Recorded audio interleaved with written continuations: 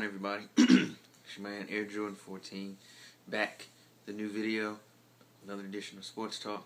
And what we're going to get into today is something that you don't really see discussed on YouTube a lot. Let me say, as a graduate and alum of not only one of the finest HBCUs in the United States, but one of the colleges in the world, in the United States as well, Tennessee State University, and having grown up around HBCUs, you don't get a lot of publicity unless it's somebody enacted the fool.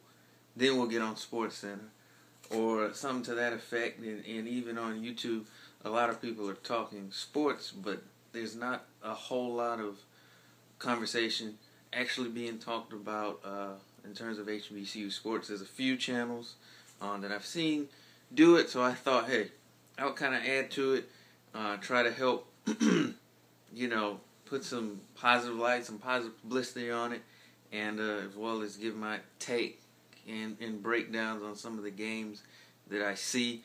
Although the other day I did watch a triple header.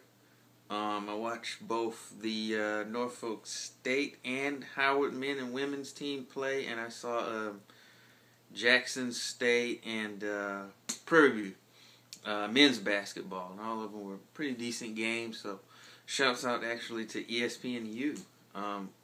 ESPN can do something right for a change.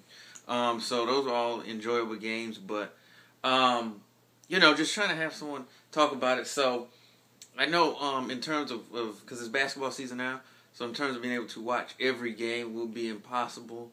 So I'm gonna kind of do analysis of some of the games that I may have a chance to see, or just going down, giving some of the standings.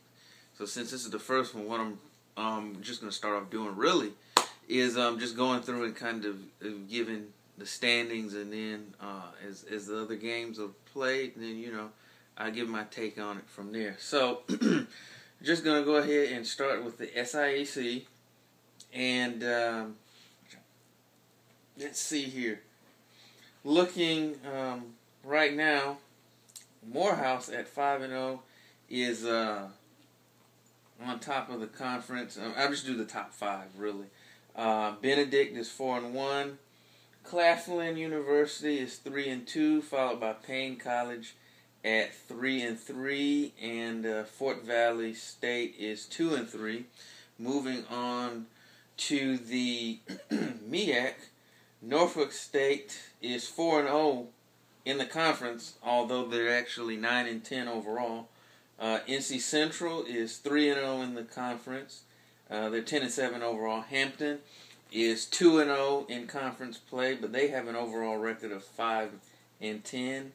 Delaware State is number 4 at 1-0, and they're 6-9 overall. And Savannah State is 2-1, and their overall record is 8-9.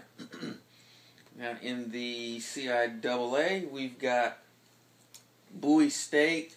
They're at 3-3, but they've got an overall record of 7 wins and 8 losses. Lincoln is 2-4 in the conference and 9-6 overall. Elizabeth City State is 2-4 in conference play with an overall record of 9-7. Virginia State is also 2-4, so we've got a 3-way tie for second place there, and their overall record is 7-8. And bringing up the last of the top 5 is Virginia Union, who has a conference record of 1 win, 5 losses, and an overall record of 3-10. And last but definitely not least is the SWAC. And right now sitting atop the SWAC is Southern, who's at a record of 6-0 in conference with an overall record of 12 wins and 6 losses. Arkansas Pine Bluff is second with a conference record of 4-1 and an overall record of 5-12.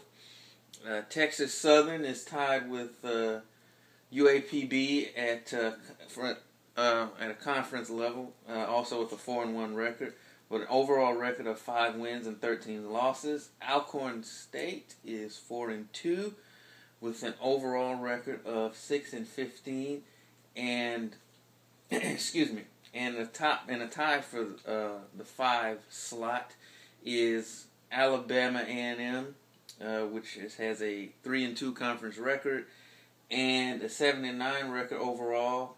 Alabama State also has a 3-2 record overall, and they are 5-13 in conference. So that is your top 5 right now in men's HBCU basketball. Be sure to check back not only for updates and game updates and things of that nature, but also we didn't forget about the ladies. I'll be doing the women's basketball segment in the next episode. So just trying this out, trying to get a different spin on the sports world. So let me know how you like this avenue that we're going down, and if so, we'll keep going with it. But this is your man Air Jordan signing off for SST Sports Talk.